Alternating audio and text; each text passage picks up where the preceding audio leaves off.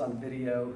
This is the group of folks that came out in person tonight, and I wanted to talk about the Diagnostic Project, which we have. You don't need to move the camera, but we've got it up here on the screen, so that's why you're going to see me referring to this back and forth. So the main idea here is just to give you all an opportunity to go out into the real world and to do something that would be realistic for change management. And as I gave my introduction a moment ago, I started in industry, so I really try to simulate as many real-world dynamics as possible through the class. So we're only going to do the beginning of the change management process. You will need to do things like what we're going to be discussing shortly, which is entry and contracting. When you read the textbook, I think they focus pretty much on external consultants. But keep in mind that throughout the text, we're talking about even a practicing manager who wants to be an OD, who wants to function as an OD practitioner. Sometimes you can have an internal consultant who is an OD practitioner, and sometimes you have external. We probably think most frequently about external. But no matter who you are in any of those three categories, you still need to do that entry and contracting, which will be in another week or so. We're going to do that formally in the class. So the idea is for you to go into an organization, and if you work somewhere right now, it can be your own organization. If you're not working, I've used this assignment many times in the past, and a lot of organizations are very willing to get free consulting from you, if you will. Basically, what you want to do is to be able to interview at least 5 employees in the organization, and you're going to use the diagnostic framework that's here. So there are all kinds of, we're going to get into kind of diagnostic models later in the course, but this is a real simple one where you're just going to ask them about things like, how does motivation work around here? Does the manager motivate you? Do you feel motivated? I've got a couple starter questions for each of these areas. What's the level of satisfaction for people in your group? Now, sometimes I've had students say to me, does this mean we're going in there trying to find problems? No. You can go to an outstanding organization. You're just documenting what's there. You're kind of like that anthropologist. You're just recording what you find. So they can be doing things really, really well. So if they happen to have a great way that they keep people motivated, super. And that's what you would be writing about. So you're going to do motivation, communication, decisions, goals, controls, I think there's 6 of them total, and leadership. So again, you're on a exploratory quest, if you will. You're just trying to understand in this particular organization, what kind of controls are in place? How do they monitor and keep things systematic and in control? What is leadership like here? Is it very participative? Is it autocratic? What have you? And then, so you'll write all that up. You're going to need to add questions. I just gave you 2 starter questions, but you're going to need to add questions to the list of 2 that I have there. People always want to know how long should the paper be, so I've put about think about 20 pages, but that's only if you don't spend too many pages just telling me about the organization. I probably have that written here somewhere. So, focus on trying to get about 2.5 to 3 pages of analysis for each of those 6 headings. So 2.5 to 3 pages about controls, 2.5 to 3 pages about leadership, 2.5 to 3 pages about motivation. If you kind of break it down that way, it seems very doable. You do want to include your questions, so I do want to see the additional questions that you added, so stick them in an appendix.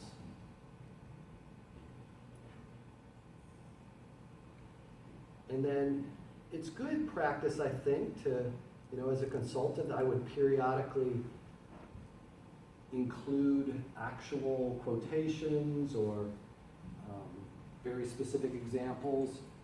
Ideally, you do want to tell people that you're protecting their anonymity so that people can speak candidly. So that's always tricky because some people use certain words and if everyone else in the organization saw a phrase with those words in it, they'd automatically know, oh, Susie must have said that because that's the way she talks. And when you're the OD practitioner, you don't know that Susie's the way, that's the way she talks and that her example would be clearly known to everyone. So you got to be careful and make sure you don't use direct quotations that might have unusual language in it or things of that nature. But what you want to do is to write up your findings in a way that it's like a narrative.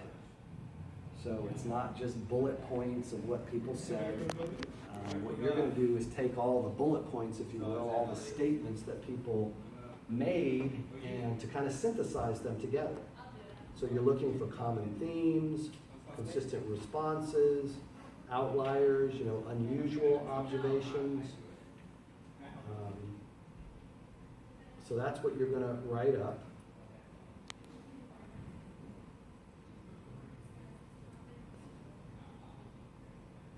As I already mentioned, the purpose is not to find problems. You can write up about if your organization happens to be incredibly effective, that's great. You're simply documenting that. And, to your question, Alex, and then what you would do is make a fiction where you have to kind of convince them to let you in, so to speak.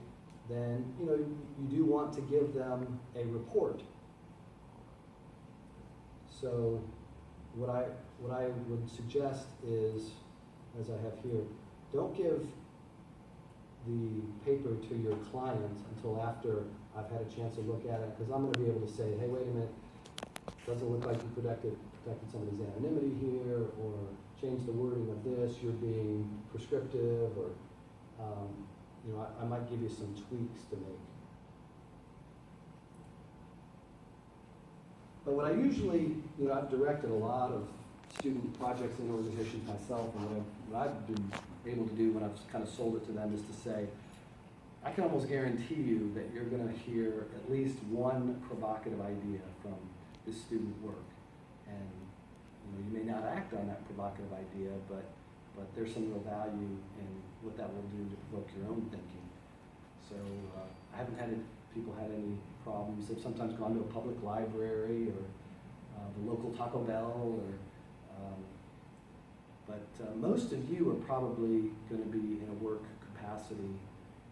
And you may, if you're in an organization right now, you might not, it won't be as beneficial for you to do it with your immediate work group perhaps. So, go to the department next over. So that gives you a little more objectivity about it too. You don't want to interview 5 of your coworkers in your same department. That won't be nearly as interesting, and it'll be harder to stay objective about that. So any comments, thoughts, questions, Jared? I'm just kind of wondering what the percentage of describing what we see happening versus what we are, are we identifying what's going on from them and trying to put it in the terminology we've learned in the course, or are we trying to figure out some constructive feedback to them, what's the meat of the paper? Well, I think both of those would be good ways to, including both would be ideal. So you're clearly, and that's a good question about everything I grade for in the whole course. I'm grading for your demonstration of knowledge of course concepts.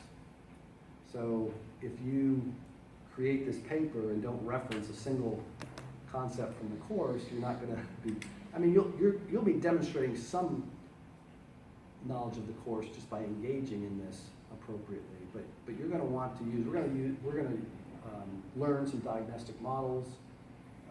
Going forward, we're going to learn some interventions going forward. So you may have a recommendation about maybe team building would be helpful here. Maybe process improvement would be helpful here. So, you know, you will be making those kinds of suggestions. Given that this is stuff you're not doing because you're not professionals at this, you know, that's why I want to see the papers before you give them back to your organizations, because I want all those suggestions to be tentative in the sense of, you know, I've interviewed 5 people. This is the thought that comes to me. May be right, may not be. So does that answer your question? Say some more, ask some more than if it's not totally there. It's pretty good. I mean, like, are we then gonna be choosing like online examples of some company that's implemented this, or, I mean, like, I just wanted to sort of note that the 20-page paper, like, where our percentages should be on describing what we see, what we observe, versus what we prescribe to the people. Well, I think prescribing is not going to be a lot.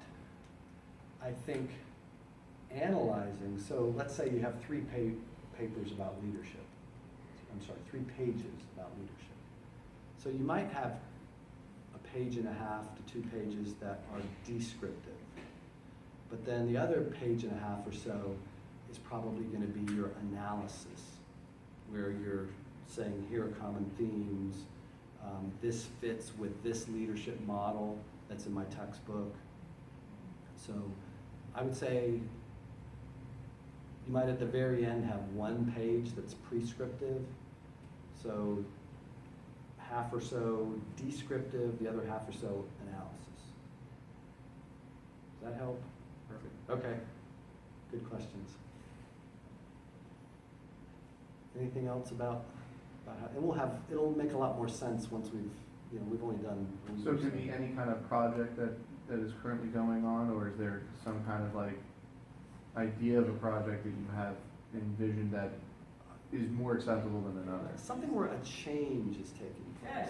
Okay. Yeah, so, you know, not sort of a routine project that we've done 10 in a row, and now we're doing number 11, change out of a ship or something like that, but, you know, maybe we're something different.